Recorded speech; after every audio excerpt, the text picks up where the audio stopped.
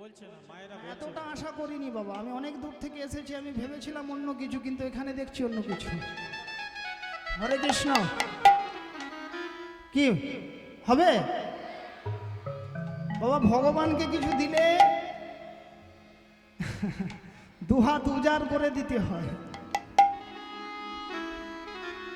দান করলে ভক্তি শ্রদ্ধা নিয়ে দান করতে হয়। তা নাহলে আপনার সামনে এলো ভিখারি, আপনি পকেটে হাত দিলেন, হাত দিয়ে দিয়ে ভাবছেন যে ছোট মালটাকে তুলে তারপরে দেবো।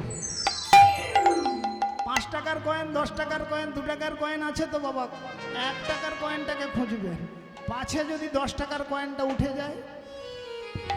প্রভু বললেন, ওরে আমাকে দেবার জন্য তোদের এত সংকোচ, আমাকে দেবার জন্য তোদের এত সংকোচ। তবে শুনে রাখ, তোদের আলমারিতে কত আছে সেটাও আমার জানা, তোদের SBI ব্যাংকের লকারে কত আছে সেটাও আমার জানা, পাশের ইউকো ব্যাংকে কত টাকা আছে সেটাও কিন্তু আমি জানি। ওসব আমারই দেওয়া, কিন্তু তার মধ্যেও আমাকে দেবার জন্য কেন তোদের এত সংকোচ? সব শেষ করে দেব।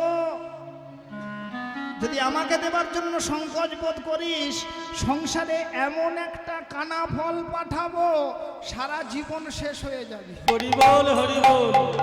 যে মায়েরা কৃষ্ণের অষ্টোত্তর শত নাম পড়েছেন, সে মায়েরা একটা জায়গায় লেখা আছে দেখবেন, একটু বলি নাকি? কারা কারা পড়েছে নাকি হাত তুলুন তো। একজন শ্রীকৃষ্ণের লজ্জা পাচ্ছে কেউ, তুলবো কি তুলবো? আমি জিজ্ঞাসা করবো না, কোনো কিছু জিজ্ঞাসা। কারা কারা পড়েছেন বলুন, হাত তুলুন।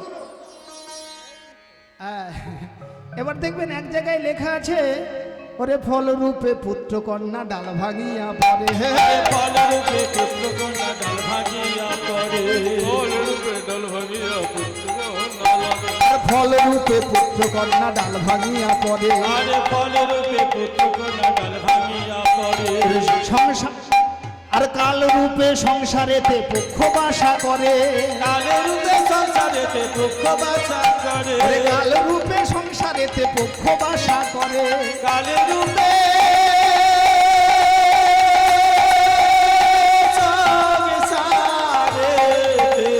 পক্ষ বাসা করে।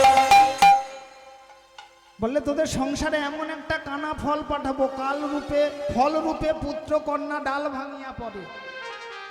মানে এমন একটা কানা ফল, অর্থাৎ পুত্র বা কন্যা পাঠাবো যার মধ্যে রোগে ভরা, যার পিছনে টাকা খরচ করতে করতে তোর আলমারির লকারও ফাঁকা, ব্যাংকের লকারও ফাঁকা, তোর বাড়ির মধ্যে যা কিছু আছে সবই ফাঁকা।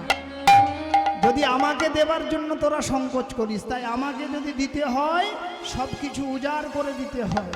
তো চলুন মায়েরা, সব কিছু উজাড় করে বলিয়ে শ্রী নিত্যানন্দ মহাপ্রভু কি। ওষুধে কাজ করেছে। হরে কৃষ্ণ।